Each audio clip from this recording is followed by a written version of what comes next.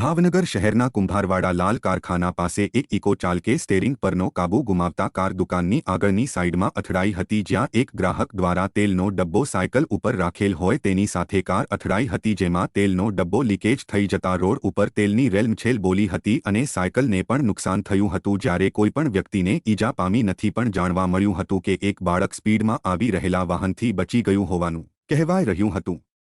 આ બનાવ બનતા લોકોના ટોળા એકત્રિત થઈ ગયા હતા।